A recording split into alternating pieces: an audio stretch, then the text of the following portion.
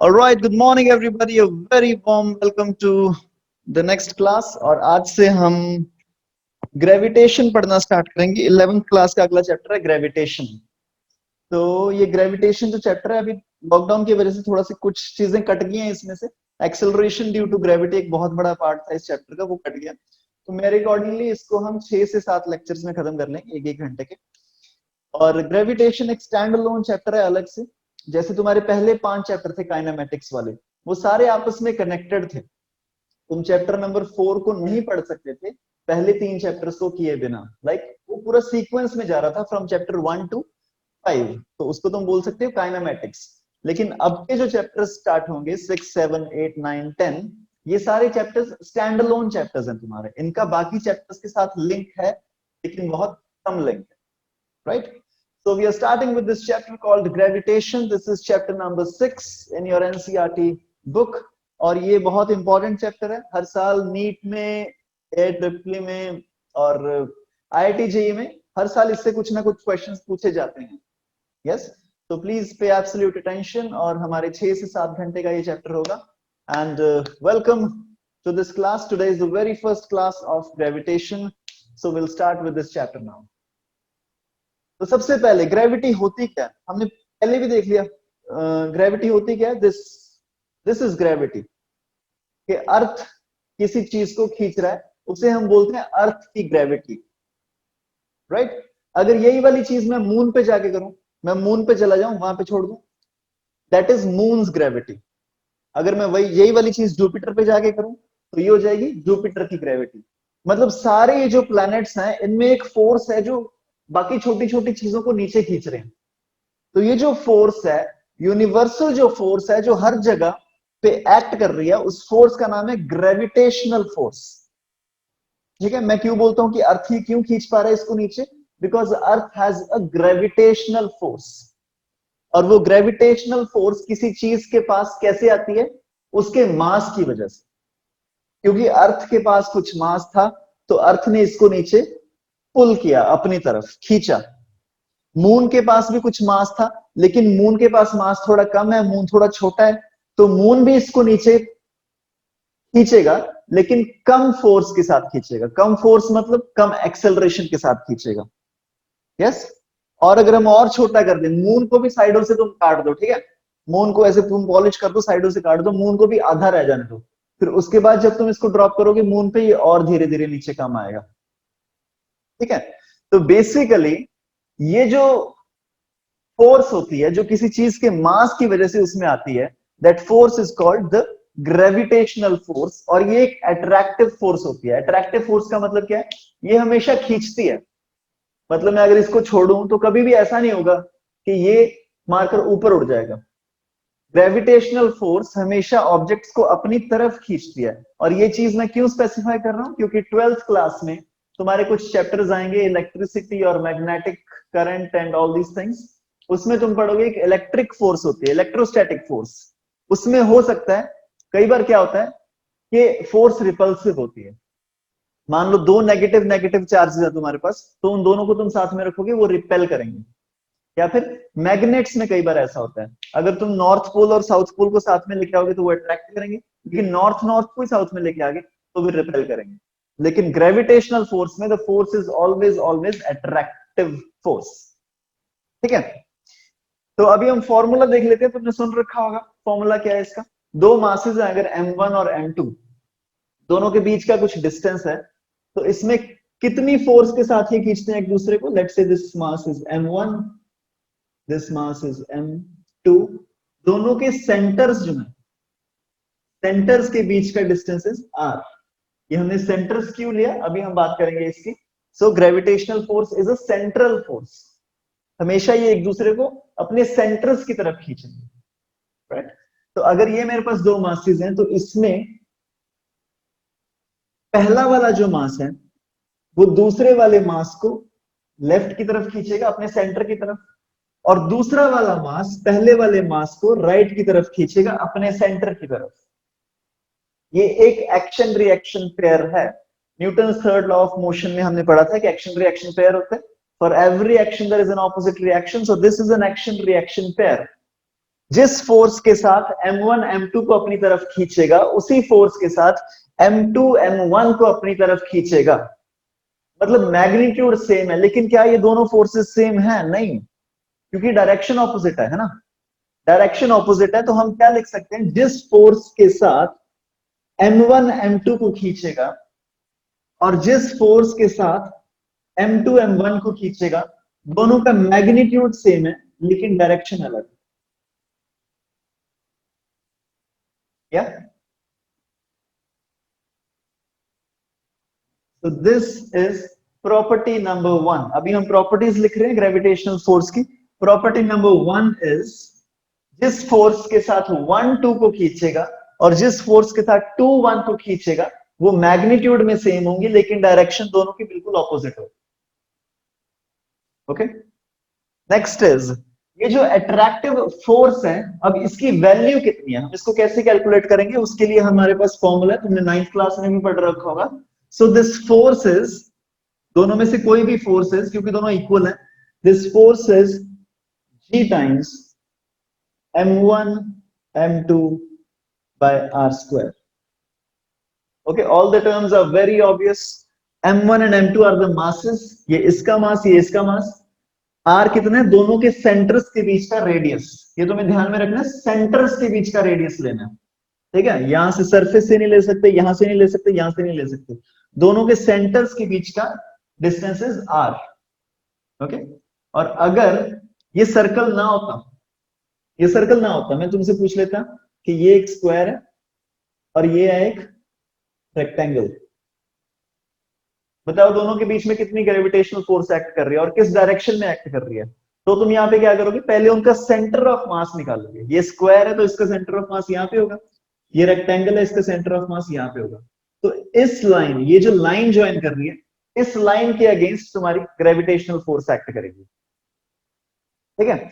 तो ये तुम्हारा फॉर्मूला हो गया ग्रेविटेशनल फोर्स का, F is equal to G m1 m2 by r square.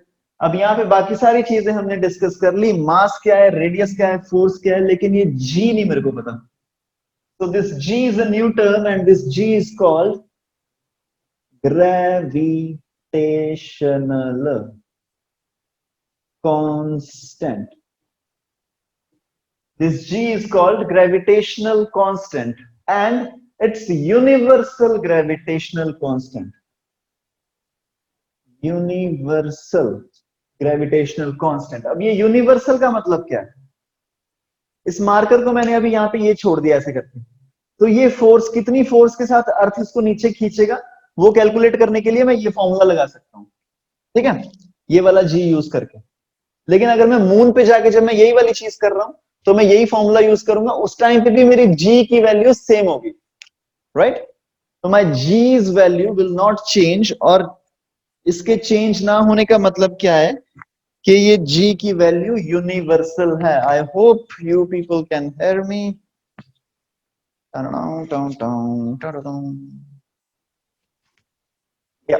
So because this value doesn't change, क्योंकि ये कहीं पे भी चेंज नहीं होता, इसलिए हम इसको बोलते हैं कि ये यूनिवर्सल है। जो चीजें यूनिवर्स में कहीं पे भी जाके चेंज ना हो उसको हम बोलते हैं वो यूनिवर्सल चीजें। For example, let me give you an example of जो वाली चीज यूनिवर्सल नहीं है। मैं तुमसे पूछूं तुम्हारा वेट कितना है, तुम बोलोगे कि सर मैं हूँ जी 60 किलो का, है ना।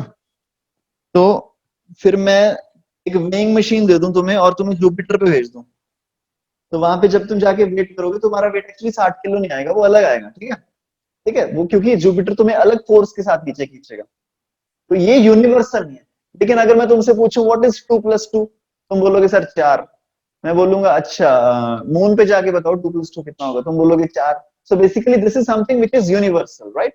सो this constant, gravitational constant is universal, इसकी वैल्यू कहीं पे भी दुनिया में चेंज नहीं होगी, and this value is equal to 6.67 into 10⁻⁻11। इसको तुम्हें याद रखना पड़ेगा, 6.67 into 10⁻⁻11। और इसके यूनिट्स में क्या लिखूं, जी की यूनिट्स क्या रहेंगी, force into radius square upon mass into mass. Force मतलब newton into metre square upon KG square. So this is force into metre square upon KG square. ये होगी तुम्हारी यूनिट्स ऑफ ग्रेविटेशनल कांस्टेंट। अगर मैं तुम्हें इसका डायमेंशंस पूछ लूं तो डायमेंशंस इसके क्या होंगे? Force into metre square upon KG square. Force is what? Mass into acceleration. तो फोर्स को मैं क्या लिख सकता हूं? m1 l1 t minus 2 into meter square means l2 into kg minus 2 means m minus 2। यहाँ पे L1 और L2, तो ये वाले L को मैं 3 कर दूं, यहाँ पे इसको काट देता हूं। And this is mass 1 and mass -2, तो यहाँ पे मैं 1 कर दूं, -1, इसको काट देता हूं। So these are the dimensions of gravitational constant, and this is the value of gravitational constant: 6.67 into 10 raised to the power -11 Newton meter square by kg square। ठीक है जी।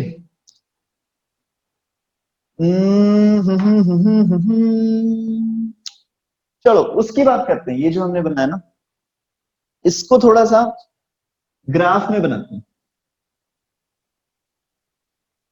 ये जो हमने एक डब्बा बनाया था, दो मैं स्क्वायर्स लेता हूं, स्क्वायर्स के बीच में हम ग्रेविटेशनल फोर्स निकालेंगे। ये एक ग्राफ है मेरे पास, एक्स एक्सिस और वाई एक्सिस, ये ओरिजिन है। दिस इज 1 2 3 4 5 6 7 8, या ऊपर भी बना रहा हूं मैं। This is 1 2 3 4 5 6 7। चलो जी, मान लो मेरे पास दो, एक स्क्वायर है 1 2, so 1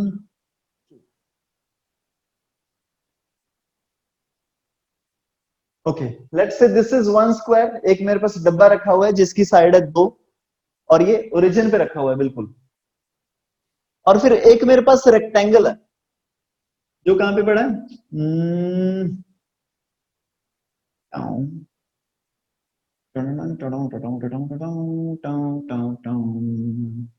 ठीक है जी, ये मेरे पास रेक्टेंगल है। इसकी साइड ये वाली कितनी है? दिस इज 3, दिस इज 5, ये कितना हो गया? 1 2 3 4। ओके, और ये जो पहला वाला डब्बा है इसका मास है 1 केजी। ये दूसरा वाला जो डब्बा है इसका मास है 2 केजी। 1 केजी और 2 KG, right? Your question is, तुम्हें बताना है कि इनमें कितनी ग्रेविटेशनल फोर्स एक्ट करेगी और किस डायरेक्शन में एक्ट करेगी। You have a few minutes, please try this. इस स्क्वायर और इस रेक्टेंगल में कितनी ग्रेविटेशनल फोर्स एक्ट करेगी और किस डायरेक्शन में एक्ट करेगी?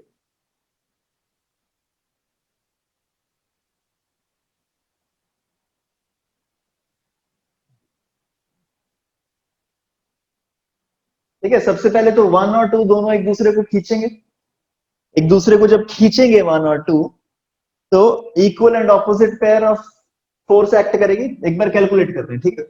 सो this force will be equal to G times m1, that is 1, into m2, that is 2, upon r square। सब कुछ पता लग गया मेरे को। 1 पता है, 2 पता है, G पता है, R नहीं पता बस। तो R निकालने के लिए हम क्या यूज करेंगे? मैंने अभी भी क्या बोला था?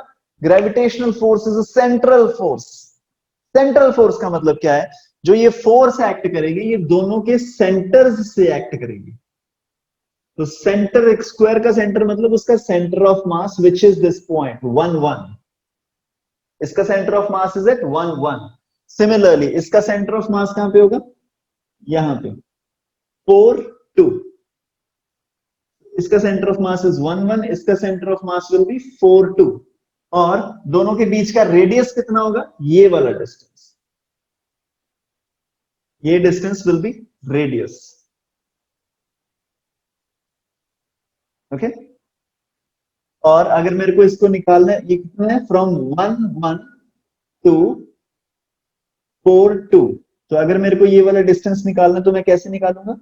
This is under root of 2 minus 1 whole square plus 4 minus 1 whole square, which gives me under root of 1 plus 9 is equal to root 10.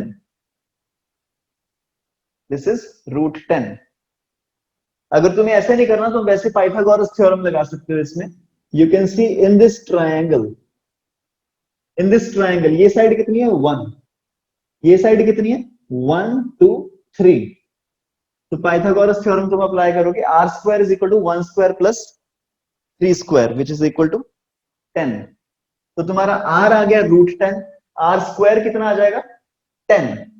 So this gives me g by 10 newton. Force comes out to be g by 10 Newton is equal to 6.67 into 10 raised to the power minus 12 Newton. So basically what I want to tell you is that gravitational force is a central force. ठीक है? तो अभी तक हमने जिस property की बात की वो है ग्रेविटेशनल फोर्स एक सेंट्रल फोर्स है. ठीक है? और दूसरी वाली हमने क्या बात की कि जिस फोर्स के साथ 1 2 को खींचेगा उसी मैग्नीट्यूड की फोर्स के साथ 2 1 को खींचेगा, लेकिन एक ऑपोजिट डायरेक्शन. ओके, तो so this was the basics of what gravitation is, the Newton's law of gravitation. एक सिंपल सा क्वेश्चन कर रहे हैं हम. So yeah, so this is mass 1 of 3 kgs and then let's say we have another mass. यहाँ पे एक छोटा मास है जिसका मास है 1 kg और इन दोनों के बीच का distance is let's say 10 metres. तो ये दोनों एक दूसरे को कितनी फोर्स के साथ खींचेंगे? So what you have to do is you have to apply the Newton's law of gravitation, g into 3 into 1 upon 10 square. So this gives you 3g. ठीक है? तुम बोलोगे सर आजकल तो 5g चल रहा है, लेकिन ये आ गया 3g by 100 Newton. Okay, so basically a very simple formula. तुम्हें मासेस दिए होंगे, तुम्हें रेडियस दिया होगा और उससे तुम फोर्स निकाल दोगे. Yes, so this is what the Newton's law of gravitation is. और हाँ, ये जो हमारा ग्रेविटेशनल का लॉ है ये न्यूटन्स लॉ ऑफ ग्रेविटेशन है. न्यूटन्स लॉ ऑफ ग्रेविटेशन मतलब ये न्यूटन ने हमें दिया था. ये वही न्यूटन है जिनने हमें लॉज ऑफ मोशन दिए थे. ठीक है, एक न्यूटन भाई साहब ने ना जो चैप्टर नंबर 3 में जिन्होंने हमें लॉज ऑफ मोशन दिए थे कि अगर कोई चीज रेस्ट पे है तो वो रेस्ट पे रहेगी, मोशन पे तो मोशन में रहेगी. ये वही न्यूटन है. इन्होंने हमें लॉ ऑफ ग्रेविटेशन भी दिया. वो कहा जाता है कि वो एक पेड़ के नीचे बैठे थे और वहां पे उनके सर पे आके कुछ एप्पल गिर गया और उन्होंने सोचा कि देखो यार, अर्थ ने कैसे नीचे खींचा उसको, है ना. पेड़ से टूटने के बाद वो ऊपर भी जा सकता था, लेफ्ट भी जा सकता था, राइट भी जा सकता था, लेकिन अर्थ ने उसको नीचे खींच लिया. इसका मतलब अर्थ के पास कोई फोर्स है जो सेब को नीचे खींच रही है. तो वहां से उन्होंने न्यूटन्स लॉ ऑफ ग्रेविटेशन दिया. लेकिन ये काफी बच्चों वाली कहानी है. एक्चुअली में ऐसा नहीं था कि एक सेब गिर गया और उनको समझ में आ गया कि न्यूटन्स लॉ ऑफ ग्रेविटेशन हो रहा है. बहुत सारी चीजें नीचे गिर रही थी यार. ये गिर रहा था ना उनके पास, उनसे भी गिरा होगा कभी ना कभी ये मार्कर नीचे. तो ये सिर्फ उस सेब की कहानी नहीं है. ये न्यूटन्स, अगर अब तुम थोड़ी सी रिसर्च करोगे, कोई बुक पढ़ोगे, हिस्ट्री ऑफ ग्रेविटेशन, ये जो लॉ है ये एक्चुअली 200 साल लग गए थे इस लॉ को फॉर्मुलेट होते होते. ठीक है, ये किसी एक इंसान का काम नहीं है. इसमें बहुत सारे साइंटिस्ट इन्वॉल्व थे. सबसे पहले ये जो कहानी जिन्होंने शुरू की वो थे गैलीलियो, एक इटालियन साइंटिस्ट थे. उन्होंने इस पे काम स्टार्ट किया था. सबसे पहले क्या था कि ओके, मैं तुम्हें थोड़ा सा ब्रीफली बता देता हूँ. सबसे पहले क्या था कि हम लोग मानते थे कि ये जो अर्थ है ये पूरी कॉस्मोस का सेंटर है ना. हमें लगता था कि हम ये अर्थ बीच में और हमारे आसपास घूम रहा है सब कुछ. हमें लगता था कि अर्थ मतलब बहुत ही बढ़िया चीज है. फिर एक इंसान आए गैलीलियो, उन्होंने आके बोला कि यार हम इतने इंपॉर्टेंट नहीं है, वो जो सन है ना हमारा वो बिल्कुल बीच में है और उसके आसपास हम घूम रहे हैं. तो इस चीज का लोगों ने काफी सारा प्रोटेस्ट भी किया. उन्होंने बोला कि यार ये कैसे हो सकता है कि हमारे अलावा कोई और सेंटर में है. तो ये बात वहां से स्टार्ट हुई थी गैलीलियो से. फिर उसके बाद एक साइंटिस्ट आए केपलर, उन्होंने कुछ लॉज दिए. उन्होंने बोला कि 3 लॉज दिए उन्होंने कि अर्थ कोई भी सैटेलाइट किसी और प्लेनेट के अराउंड कैसे रिवॉल्व करती है, उसके कुछ लॉज दिए. फिर धीरे धीरे आगे बढ़ते बढ़ते बढ़ते बढ़ते द लास्ट स्टेप जब फॉर्मुलेट होना था, this was the last step जो न्यूटन ने हमें दिया, ये फॉर्मूला ये था। ठीक है, तो ये कोई एक साइंटिस्ट की कहानी नहीं है, ये पूरी की पूरी कुछ लोगों का पूरा जीवन निकल गया इसमें यार। जैसे ये थे ना, केपलर थे, न्यू गैलीलियो थे, इनकी पूरी जिंदगी इसमें निकल गई कि ये ग्रेविटेशन काम कैसे करती है। ठीक है, so I think this would be really unfair अगर हम इन सारे लोगों को क्रेडिट ना देके सीधा ये बोल दें कि this is Newton's law of gravitation. So we must also acknowledge the work done by all the other scientists in this. Yes, चलो एनीवेज, तो हम बात कर रहे हैं प्रॉपर्टीज ऑफ ग्रेविटेशनल फोर्स। तो अभी तक हमने बात कर लिया कि भाई वो equal and opposite reaction action pair होता है, फिर उसके बाद ये एक सेंट्रल फोर्स होती है, फिर हमने ये भी बोल दिया कि ये एक अट्रैक्टिव फोर्स होती है, ये हमेशा अट्रैक्ट करेंगे एक दूसरे को, कभी रिपेल नहीं करेंगे। और उसके बाद next thing is principal of superposition. Okay, principal of superposition, तुम स्पेलिंग लिख लेना, प्रिंसिपल ऑफ सुपरपोजिशन। इसका मतलब क्या है कि अगर कोई मास है m1 और अगर यहाँ पे कोई मास है m2, तो ये m1 मास m2 को यहाँ पे ऐसे खींचेगा, और m2 मास है वो m1 को ऐसे खींचेगा। यस, ये तो हमारी ग्रेविटेशन की बात होगी। लेकिन सोचो अगर ऐसे बहुत सारे मासेस हो, ये m1, ये है m2, ये m3, ये है m4, यहाँ पे m5, यहाँ पे m6। तो अब अगर मैं देखूं ये जो m1 है, इस पे कौन सी फोर्स एक्ट कर रही है? ये एक तो m2 इसको खींच रहा है इस डायरेक्शन में, एक m3 इसको खींच रहा है इस डायरेक्शन में, m4 इसको खींच रहा है इस डायरेक्शन में, m5 खींच रहा है, m6 खींच रहा है, और इन सबके मासेस के हिसाब से ये अलग अलग फोर्स के साथ खींचा जाएगा।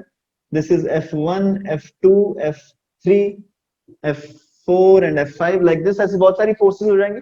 सो principle of superposition states that the net force acting on this particular mass due to all the other masses is independent of each other, and this net is given by the vector resultant of all these forces. ठीक है, principal of superposition तुम्हें यह बताता है कि अगर किसी मास के ऊपर बहुत सारी ग्रेविटेशनल फोर्सेस एक्ट कर रही हैं, तो जो उनका रिजल्टेंट होगा वो हम कैसे निकालेंगे? वो सारी फोर्सेस का वेक्टर रिजल्टेंट निकाल के, दो फोर्सेस या फिर दो वेक्टर्स का वेक्टर रिजल्टेंट हम कैसे निकालते हैं? By the formula resultant is equal to R is equal to under root of A square plus B square plus 2ab cos theta. ये याद है ना? Resultant is equal to under root of A square plus B square plus 2ab cos theta. For example, अब हम इसकी example कर रहे हैं, मान लो एक स्क्वायर है, ये स्क्वायर के साइड से एक मास पड़ा है, ये 1 kg का, ये 2 kg का, ये 3 kg का, ये 4 kg का। अब मैं तुम्हें बोलूं, बताओ 1 kg जो मास है, इसकी साइड कितनी है? Let's say √2 metre, √2, √2, √2, √2। अब मैं तुम्हें बोलूं कि बताओ what is the gravitational force acting on this 1 kg मास। तो 1 kg मास पे कौन सी ग्रेविटेशनल फोर्स एक्ट कर रही है? एक तो 2 की वजह से एक्ट कर रही है इस डायरेक्शन में, एक फोर्स की वजह से एक्ट कर रही है इस डायरेक्शन में, एक 3 की वजह से इस डायरेक्शन में।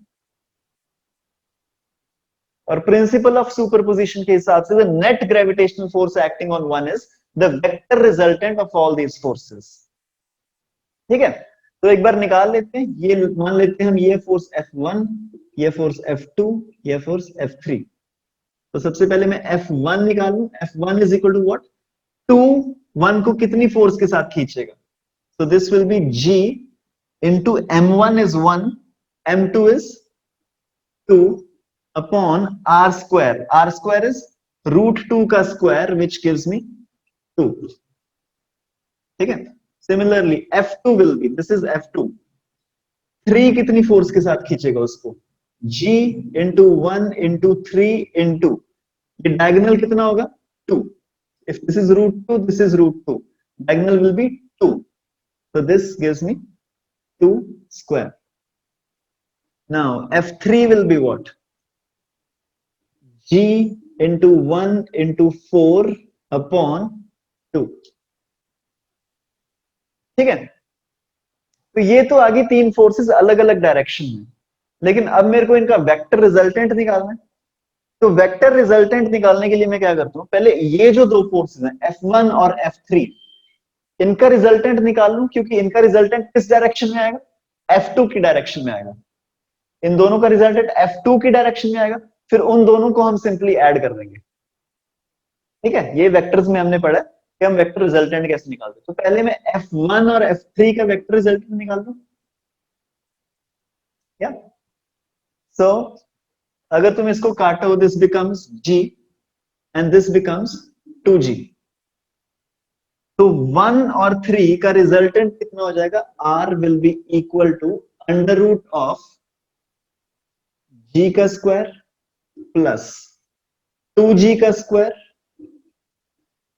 Plus 2AB cos theta 2G into 2G, that is 4G square into cos of angle between F1 and F3, cos of this 90 degrees, cos of 90 degrees equal to 0.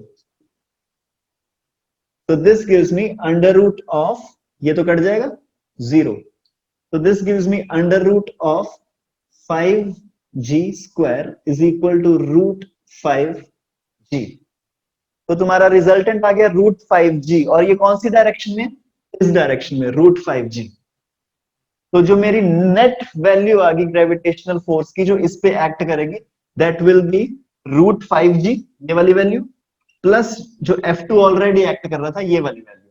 Already कितनी force act कर रही थी, 3/4G plus root 5G। तो जो मेरी net force आ गई, that is equal to root 5G plus 3/4G is equal to, अब ये तुम निकाल लोगे, G टाइम्स रूट 5 प्लस 3/4।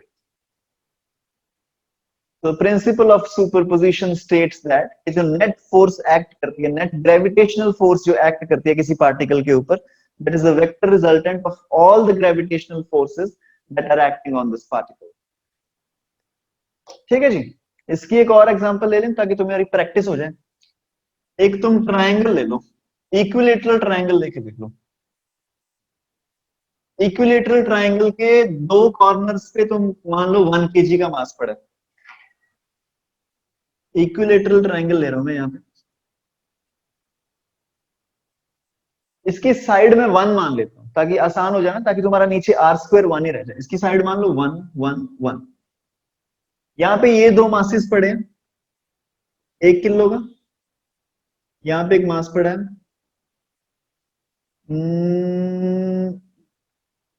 ये भी मास पड़ा है मान लो 1 किलो का, यहां पे एक मास पड़ा है 2 किलो का।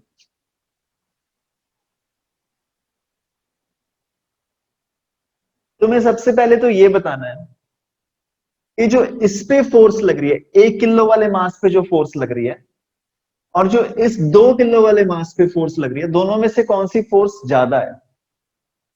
क्या इस पे ज्यादा फोर्स लग रही है ग्रेविटेशनल फोर्स, या इस पे ज्यादा फोर्स लग रही है ग्रेविटेशनल फोर्स। पहले तुम्हें बताना है कि दोनों में से कौन सी फोर्स ज्यादा है, फिर उसके बाद तुम्हें रेशो निकालनी है।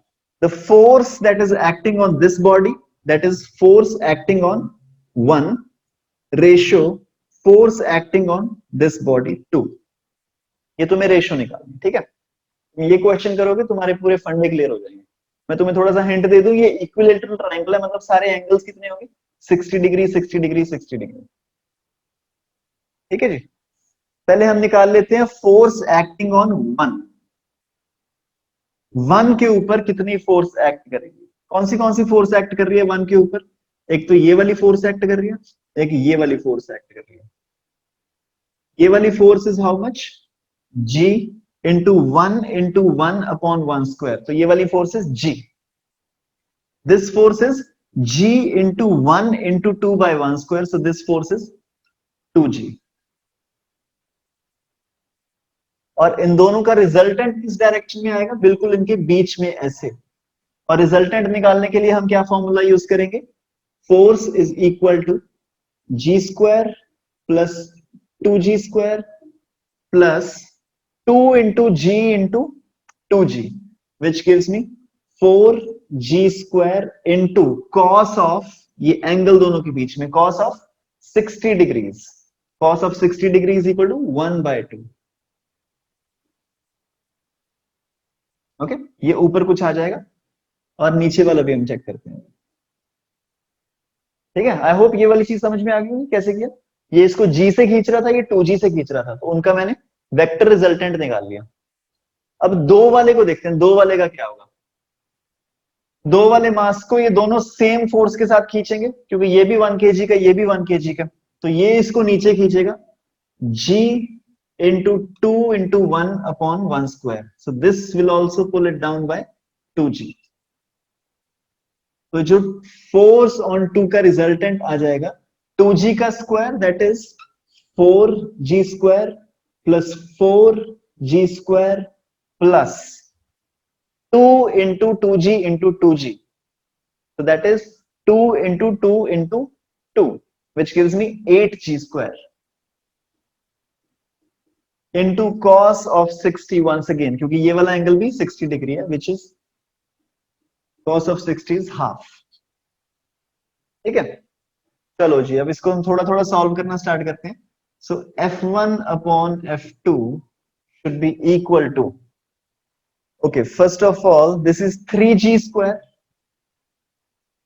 under root of 3g square plus ये cos 60 होता है 1/2, तो वो नीचे आ जाएगा, ये कट के 2 बन जाएगा, प्लस 2g स्क्वायर अपॉन, यहां पे आ जाएगा 8g square plus 4g square. 8g square plus 4g square is 12g square is equal to under root of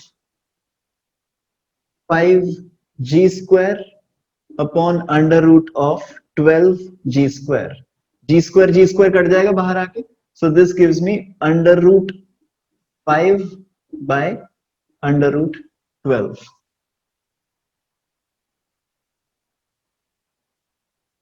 Okay, so this is the principle of superposition of gravitational force।